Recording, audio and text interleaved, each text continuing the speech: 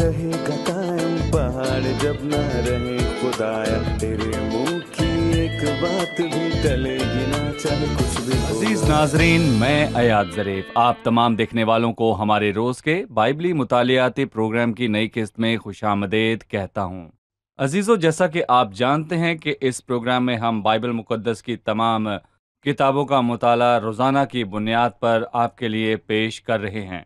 अभी हम यसाया की किताब का मुताला कर रहे हैं और ये नबूती कुतब में सबसे पहली किताब है। हमने सीखा कि यसाया के मानी हैं खुदा की निजात, और इस किताब में कौम की मुश्किलात का जिक्र हुआ। वो खुदा से दूर होकर मुस्तकबिल में बड़ी मुश्किल में गिर जाएंगे।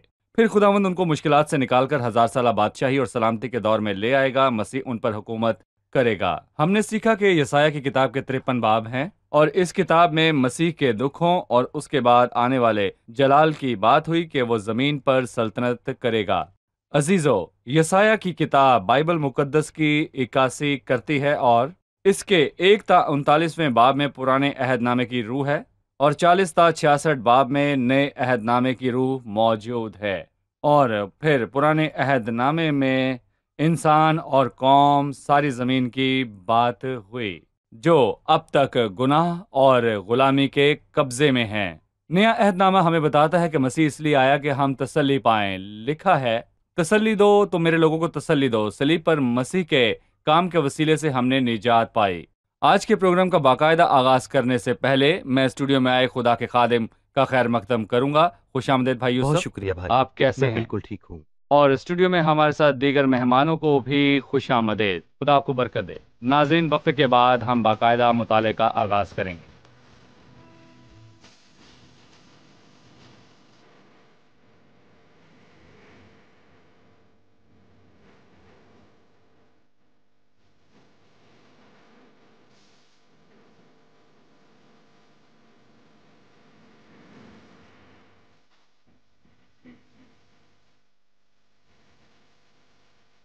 भाई यूसुफ, खुदा के फजल से आज हम पहले बाब की पहली 4 आयात का मुताला करेंगे। सबसे पहले आप हमें बाब के मौजू और इसकी तकसीम के मुतल्लिक कुछ बताइए। देखें, इस किताब के पहले हिस्से से हमने सीखा कि हम यसाया की किताब को 3 हिस्सों में तकसीम कर सकते हैं। 1 ता 35वां बाब नबूवती हिस्सा है, 36 से 39वां बाब तारीखी हिस्सा है और 40 ता 66वां बाब मसीहाना हिस्सा है। और फिर हमने नबूवती हिस्से को 3 हिस्सों में तकसीम किया। 1 ता 12वें बाब में रोया नुमाया है और 13वें ता 27वें बाब में बारे नबूवत का लफ्ज़ 9 बार इस्तेमाल हुआ है। और फिर 28 ता 35वें बाब में अफसोस के अल्फाज हैं। और पहला बाब रोया से शुरू हुआ और दूसरे बाब में लिखा है वो बात जो यसाया बिन आमूस ने रोया में देखी। और तीसरी बार छठे बाब में लिखा है जिस साल में उजिया बादशाह ने वफात पाई मैंने देखा। सो इस बाब में रोया का जिक्र हुआ है और इससे पहली आयत में तारुफ करवाया कि ये रोया है। और मैं कहूँगा कि 2 ता 9 आयत में लोगों का हाल जाहिर होता है और फिर 10 ता 15वीं आयत में लोगों ने अपनी हालत बदलने की बहुत कोशिश की और फिर 16 ता 18वीं आयत में खुदा ने शानदार रोया का जिक्र किया और फिर 19वीं आयत से बाब के आखिर तक खुदा की सख्त अदालत का जिक्र है। लिहाजा आज हम उन आयात को पढ़ेंगे जिनमें लोगों की हालत का बयान है। मैं पहली 4 आयात पढ़ने के बाद आपसे सवाल करूंगा। जी। यसाया की किताब का पहला बाब, उसकी पहली 4 आयात। यसाया बिन आमूस की रोया जो उसने यहूदा और यरूशलेम की बाबत यहूदा के बादशाहों उज्जिया और योताम और आखिज और हिजकिय्याह के अयाम में देखी। सुन ए आसमान और कान लगा ए जमीन के खुदावन यूं फरमाता है कि मैंने लड़कों को पाला और पोसा पर उन्होंने मुझसे सरकशी की। बैल अपने मालिक को पहचानता है और गधा अपने साहिब की चरनी को, लेकिन बनी इसराइल नहीं जानते। मेरे लोग कुछ नहीं सोचते।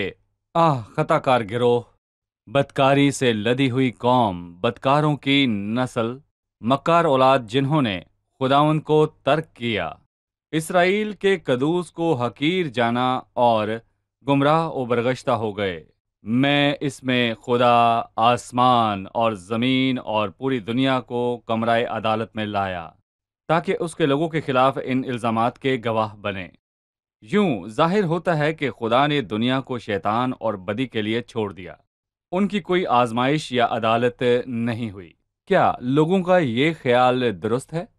देखें, मैं इस ख्याल पर दो बातें कहूंगा। खुदा ने जमीन को छोड़ा नहीं, बल्कि उसने हर चीज का ध्यान रखा। मसलन इमसाल के 8वें बाब में लिखा है, मेरी बदौलत बादशाह सल्तनत करते और उम्रा इंसाफ का फतवा देते हैं। और दानियल के दूसरे बाब में लिखा है, वही बादशाहों को मजवल और कायम करता है। और हम यहाँ पर देखते हैं कि एक के बाद दूसरी हुकूमत आती है। और यहाँ पर मैं ये कहना चाहूँगा कि ये सब कुछ ऐसे ही नहीं होता, बल्कि खुदा का इसके पीछे मंसूबा है, और खुदा को हर चीज़ पर इख्तियार हासिल है। वो हर चीज़ में मदाखलत नहीं करता, और इंसान ऐसा सोचते हैं, पर खुदा पसे पर्दा अपनी मर्जी को पूरा करता है। ये एक बात है। और दूसरी बात लिखा है, क्योंकि वो वक्त आन पहुंचा है कि खुदा के घर से अदालत शुरू हो, और शायद खुदा शरीरों को उसके हाल पर छोड़ दे ताकि वो तबाह और बर्बाद हो जाएं। तो क्या खुदा अपने लोगों को भी छोड़ देता है? इस किताब में हम देखेंगे कि खुदा अपने लोगों की इस्लाह करता है। आमोस के तीसरे बाब में लिखा है कि दुनिया के सब घरानों में से मैंने सिर्फ तुमको बरगुजीदा किया, इसलिए कि तुमको सजा दूंगा। और पहले पत्रस के खत के चौथे बाब में लिखा है, क्योंकि वो वक्त आन पहुंचा है कि खुदा के घर से अदालत शुरू हो। वो पहले हमारी तरबियत करता है, क्योंकि हम उसके फर्जंद हैं। और जब वो अपने बच्चों को सजा देता है, तो जो खुदा को नहीं जानते, वो उनसे कैसे पेश आएगा? मुस्तकबिल में उनकी बहुत सख्त अदालत होगी। सही। भाई यूसुफ, मेरा सवाल इस मौजू से हटकर है, पर इसका ताल्लुक मुकाशफा के काम से है। उसने रोया की बात की और उस अयाम के बादशाहों का नाम लिखा जो उसने यहूदा और यरूशलेम की बाबत यहूदा के बादशाहों उजिया और योताम और आखिज और हिस्किया के अयाम में देखी। बाइबल की ये मालूमात हमें तारीखी वाक़यात और मुकाशफात के वाक़यात के मुतालिक बताती हैं, जबकि बाइबल के अलावा बाकी किताबों में तारीख या गिनती, नबूवत का वक्त या ऐसी कोई चीज़ लिखी नहीं हुई। दरहकीकत खुदा की किताब खुदा को जाहिर करती है, और अगर आप खुदा की किताब को पढ़ें तो आपको तारीख की एक तरतीब मिलती है, और आप जानेंगे कि सब चीज़ें किस तरह हुई। और ये किताब बाकी किताबों की तरह नहीं है, जिससे आप मुस्तफीद नहीं हो सकेंगे। ये शानदार किताब है, और लिखा है, खुदा ने इब्तदा में ज़मीन और आसमान को पैदा किया। इसमें ज़मीन और आसमान इन दोनों की वाज़ेह बात हुई, और फिर लोगों के बारे में बताया कि वो मुल्क केनान में गए, और फिर केनान के लोगों की कहानी, यहाँ तक कि मसीह की आमद की तफसील भी मौजूद है। तो मसीह की ज़िंदगी, उसका उठाया जाना और कलीसिया का आगाज़, जिन बातों पर तारीख खामोश है, उन बातों को मुकाशफा पूरा करती है। और बाइबल मुकद्दस हमें माजी का पूरा नक्शा फराहम करती है कि माजी में क्या हुआ, और हाल में क्या हो रहा है, और मुस्तकबिल में जो कुछ होगा क्या होगा। ये एक पहलू है। और दूसरा पहलू ये है कि इसमें तारीखी वाक़यात कलमबंद हैं, ताकि हम तारीख का मुताला कर सकें, ताकि लोगों के हाल को जान सकें और इस पेशन गोई को समझ सकें। और हम इस किताब के मुताले में ये सब जानेंगे।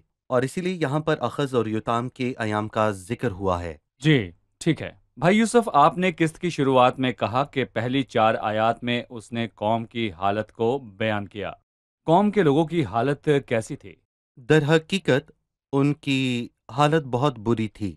मसलन यहाँ पर लिखा है कि मैंने लड़कों को पाला पोसा, पर उन्होंने मुझसे सरकशी की। और किताब की शुरुआत में लिखा है कि लोग सरकश औलाद की मानंद थे, और एक बाप को अपनी औलाद की सरकशी से बहुत ठेस पहुंचती है। और दाऊद के मुताले में हम ये वाज़ेह देखेंगे कि दाऊद की अपनी खामी थी, पर खुदा में कोई खामी मौजूद नहीं थी। बिल्कुल आपका नहीं। मतलब दाऊद के सरकश बेटे से है। जी हाँ, ठीक है। बिल्कुल।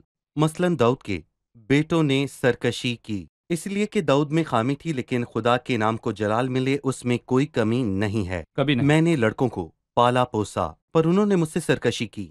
और हिजकील की किताब में एक वाकया है कि किसी शख्स ने एक लड़की का ख्याल रखा, और जब वो लड़की दरअसल वक्त के साथ बड़ी हुई तो वो बहुत ही खूबसूरत थी, लेकिन उसने अपने महबूब को छोड़कर औरों के साथ बदकारी की।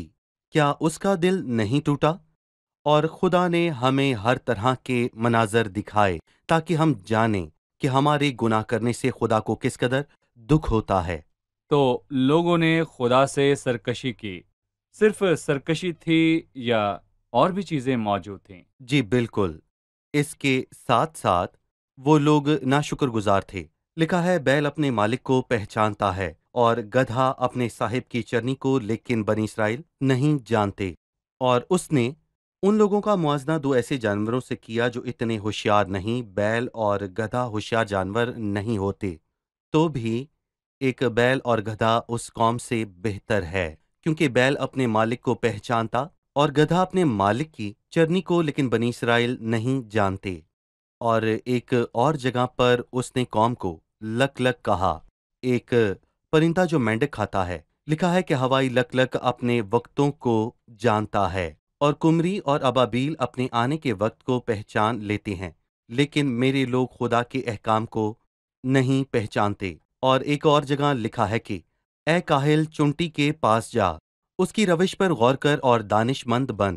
बैल अपने मालिक को पहचानता है और गधा अपने साहिब की चरनी को। मैं ये कहता हूं कि इस कौम का मालिक मुजस्सम कलाम है और साहिब की चरनी तहरीर करदा कलाम है। पर अफसोस कि जब मुजस्सम कलाम उनके पास आया तो उन्होंने उसको ना जाना और तहरीर करदा कलाम से नफरत की और खता की। पर यहाँ बैल और गधा भी उस कौम से बेहतर है। अगर वो तहरीर करदा कलाम को जानते तो मुजस्सम कलाम को भी पहचानते, क्योंकि बाइबल बिल्कुल इसकी गवाही देती है। सही। चलिए मेहमानों से उनका सवाल जानते हैं। मेरा सवाल है, क्या ये रोया यहूदा के बादशाहों के मुतालिक थी या इसमें इस्राएली कौम भी शामिल है? हमें बताएं। भाई माइकल ने पूछा है कि ये रोया सिर्फ यहूदा के बादशाहों के लिए है, क्योंकि वही उन अयाम में मौजूद थे। ये सिर्फ जनूबी सल्तनत के बादशाहों के लिए है या इसराइल की पूरी कौम, शुमाली और जनूबी सल्तनतों सबके लिए है? यसाया जनूबी सल्तनत में था और उसका मरकजी मकसद जनूबी सल्तनत के लिए था। और पहले बाब की पहली आयत से हमें ये मालूम होता है कि दूसरे बाब की पहली आयत में भी इसका बयान है। मसलन 5वें बाब में उसने पूरी इसराइल कौम की बात की और 7वें बाब में उसने बाकी कबीलों की बात की और खास करके इफ्राइम के कबीले की। बेशक वो जनूबी सल्तनत में रहता था और उसकी अक्सर बातों का ताल्लुक जनूबी सल्तनत से था, पर उसने शुमाली सल्तनत की भी बात की। और हमने इस पर पहले भी बात की कि उस दौर में शुमाली सल्तनत पर असूरियों का कब्जा हुआ करता था। और मैं यहाँ कहूँगा कि जब लोग असूरियों के असीर बने तो उस वक्त उनके लिए कोई कलाम नहीं था। सही। अब हम एक रिपोर्ट देखेंगे, फिर अपना मुताला जारी रखेंगे। ऐसा बहुत कम है कि मसीही लोग नबूती कलाम की फिक्र करें। बाइबल मुकद्दस का बड़ा हिस्सा नबूती कलाम पर मुश्तमिल है। इसको नजरअंदाज करके वो अपना नुकसान और खुदा की तहकीर करते हैं, जिसने हमें कलाम बख्शा ताकि हम तरबियत और तसल्ली हासिल करें। नबूत की असल अहमियत ये है कि वो एक खास शख्स और वाकयात समेत हमारे ख्यालों और दिलों में बसती है। वो शख्स खुदाउन यीशु मसीह है, जो दुनिया में दुख उठाए आया और दोबारा आएगा ताकि बादशाही करे। यसाया में उसके दोनों मर्तबा आने का जिक्र मौजूद है। पुराने अहदनामे में सब अंबिया से आसान और मुकम्मल तरीके से यसाया नबी ने इसको बयान किया। भाई यूसुफ, इस रिपोर्ट में नबूवत के मरकज का जिक्र हुआ जो खुदाउन यीशु है, उसी के नाम को जलाल मिले। उसके दुख और जलाल में बहुत से मसीही या ईमानदार इन सही। नबूवती कुतब को नजरअंदाज करने से अपना बहुत नुकसान कर लेते हैं।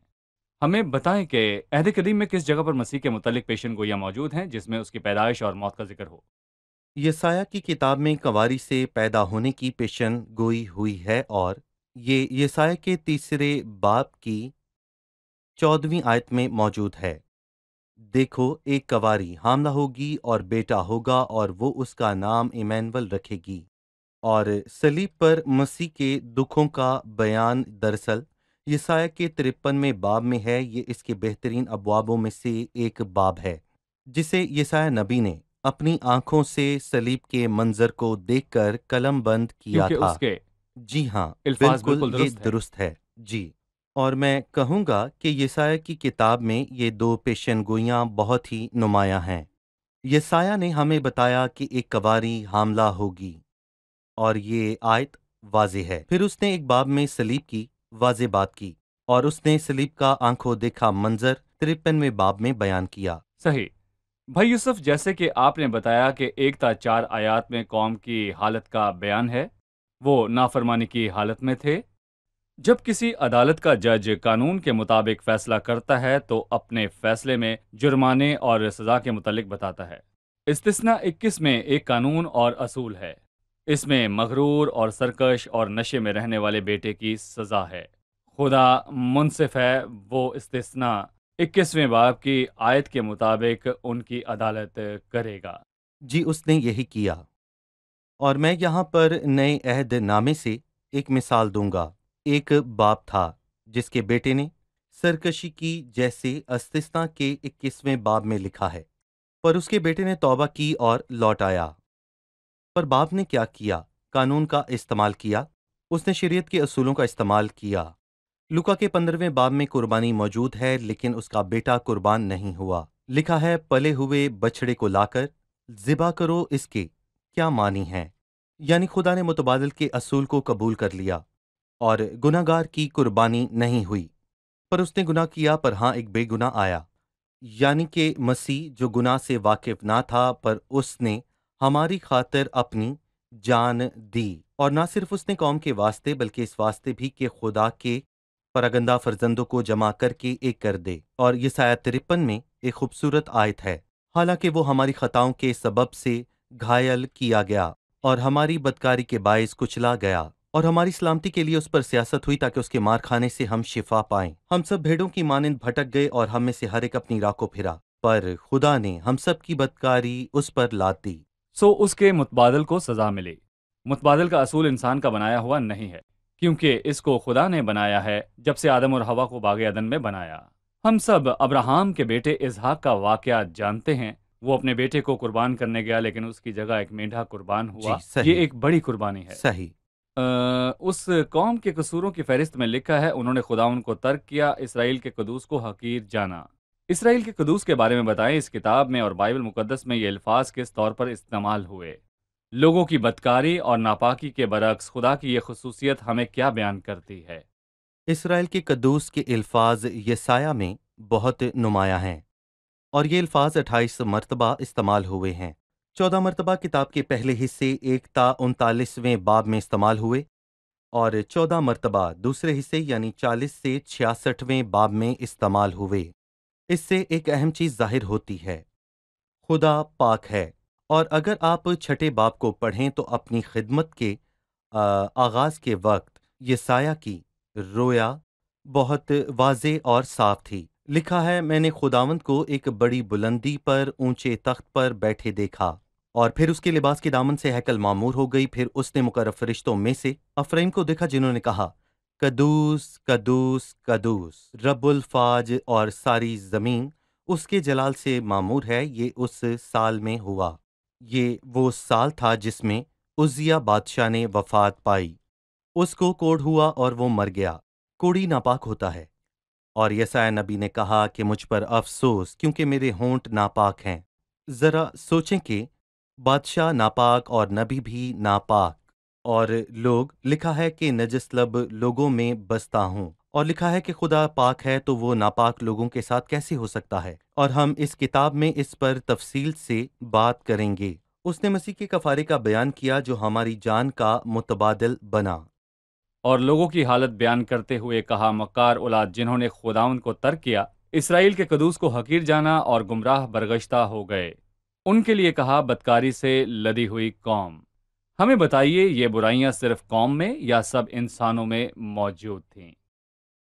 دراصل پرانے عہد نامے میں خدا نے ایک قوم کو چنا، اور لوگوں نے اس چناؤ کو غلط سمجھا، اور کسی نے کہا کہ چنی ہوئی قوم بدکار اور شریر ہے۔ خدا کو معلوم تھا کہ وہ قوم شریر اور بدکار ہے، پر خدا نے سب لوگوں میں سے ان کو ایک نمونے کے طور پر چنا، کیونکہ کچھ لوگوں نے اس چناؤ کو الٹ سمجھا اور کہا کہ ہم چنی ہوئی قوم ہیں، اور ہمارے جیسا کوئی بھی نہیں ہے، پر وہ شریعت کے گناہگار ٹھہرے، نبی بھیجے پر انہوں نے انہیں قتل کیا۔ تو یہاں میں کہوں گا کہ اگر ایسی بات ہے تو پھر کسی بھی قوم کے لیے کسی بھی قسم کا کوئی معیار باقی نہیں رہا۔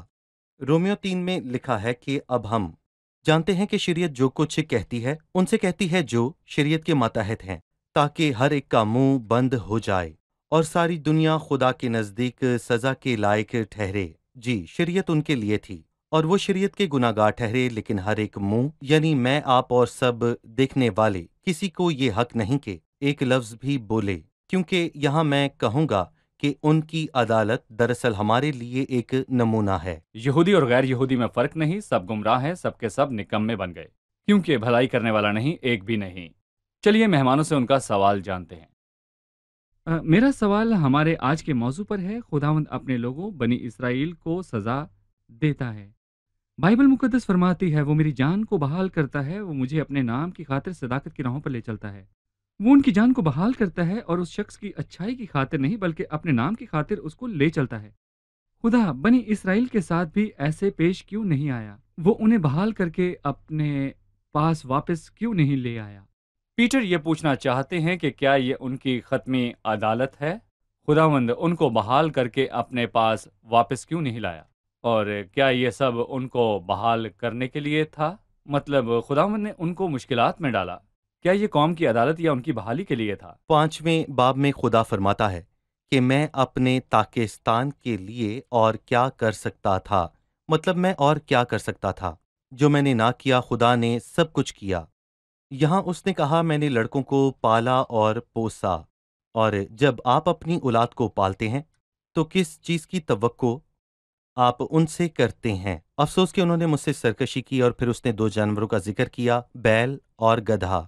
بیل اپنے مالک کو پہچانتا ہے، بے شک اسے اور کچھ بھی معلوم نہ ہو، پر وہ اپنے مالک کو پہچانتا ہے، اور گدھا اپنے صاحب کی چرنی کو۔ لیکن اسرائیل نہیں جانتے، میرے لوگ کچھ نہیں سوچتے۔ خداوند نے ان پر بہت فضل کیا جیسے وہ ہم پر کرتا ہے، لیکن یہ جاننا اہم ہے خدا ہمارے گناہوں کو برداشت کرتا ہے۔ لکھا ہے تو اس کی مہربانی اور تحمل اور صبر کی دولت کو ناچیز جانتا ہے، اور نہیں جانتا کہ خدا کی مہربانی تجھے توبہ کی طرف مائل کرتی ہے۔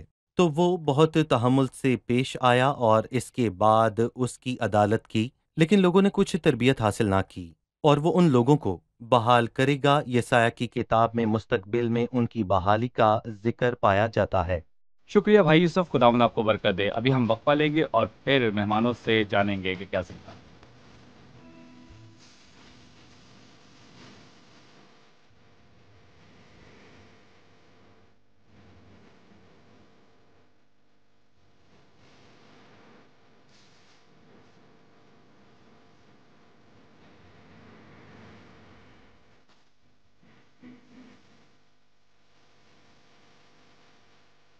ہم نے 4 آیات کا مطالعہ کیا، اس لیے ان سوالوں کا جواب دینا بہت آسان ہے۔ اب میں آپ سے 3 سوال پوچھوں گا اور بھائی یوسف آپ کے جواب سنیں گے، ٹھیک ہے جی بھائی؟ ضرور۔ پہلا سوال قسط کے پہلے نقطے سے ہے۔ یسایہ کی کتاب کے پہلے باب کے کتنے حصے ہیں اور یہ کس بارے میں ہیں؟ 2 تا 9 آیات میں لوگوں کی حالت بیان ہے۔ 10 تا 15 آیت میں لوگوں کی کاوشیں ہیں جو انہوں نے اپنے لیے کی۔ 16 تا 18 آیات میں لکھا ہے کہ خدا کیسے پیش آیا۔ 19ویں آیت سے باب کے آخر تک یہ لکھا ہے کہ خدا ان کی عدالت کرے گا۔ صحیح، اس نے کہا کہ لوگوں نے سرکشی کی، ایک قاضی یا جج نے اپنا فیصلہ قانون کے مطابق سنایا۔ یہ قانون استثنا کی کتاب اس کے 21ویں باب میں موجود ہے۔ اس معاملے میں استثنا 21 باب کی آیت کس طور پر استعمال ہوئی؟ استثنا میں خدا نے سرکش بیٹے کی سزا موت بتائی ہے، پر خدا نے اس کے متبادل کو قبول کیا۔ مسیح نے ہماری موت کی سزا لے لی، ہماری جان کے بدلے خدا نے مسیح کی جان کی قربانی کو قبول کیا۔ صحیح، کیا کہیں گے بھائی؟ بالکل، جی، جو جی گناہ ہاں، سے واقف نہ تھا اس کو اس نے ہمارے واسطے گناہ ہمارے ٹھہرا۔ واسطے گناہ صحیح۔ ٹھہرایا۔ تیسرا سوال، اس باب اور اس کتاب میں اسرائیل کا قدوس کا لقب استعمال ہوا۔ آپ نے اس کے متعلق ہمیں یہ بیان کرنا ہے کہ اس کا ذکر کتنی مرتبہ ہوا۔ اسرائیل کا قدوس کا لقب خدا کی پاکیزگی کو ظاہر کرتا ہے کیونکہ خدا پاک ہے، اور یہ 28 بار اس کتاب میں استعمال ہوا، اور پہلے باب سے 39ویں باب تک یہ 14 مرتبہ استعمال ہوا۔ और फिर 40 تا 66 बाब में भी 14 मरतबा इसका जिक्र हुआ। जी शुक्रिया भाई यूसुफ, क्या ख्याल जी। है? पूरे नंबर? बिल्कुल। ठीक है, खुदावंद आपको बरकत दे। अगली किस्त में हम अपना मुताला जारी रखेंगे। भाई यूसुफ, जी, खुदावंद खुदा आपको आपको बरकत दे। बरकत दे। अजीज नाजरीन, जब खुदा ने इसराइली कौम की हालत को बयान किया तो कहा, आह खताकार ग्रोह, बदकारी से लदी हुई कौम, मक्कार औलाद, सिर्फ वो नहीं बल्कि पूरी इंसानी नस्ल बदकार और बदकारी से लदी हुई थी। मसीह ने फरमाया कि ऐ मेहनत उठाने वालों और बोझ से दबे हुए लोगों, मेरे पास आओ, मैं तुमको आराम दूंगा। इसलिए दाना बने और सलीब पर मसीह के किए काम को कबूल करें। अगली किस्त में पहले बाब की 5वीं आयत से बाब के आखिर तक मुताला करेंगे और लोगों की हालत और सतही मजहबी रवैये पर बात करेंगे। वो खुदा की इबादत करते हैं पर बदी भी करते हैं। अगली किस्त में आपसे दोबारा मुलाकात होगी। खुदावंद आप सबको बरकत दे।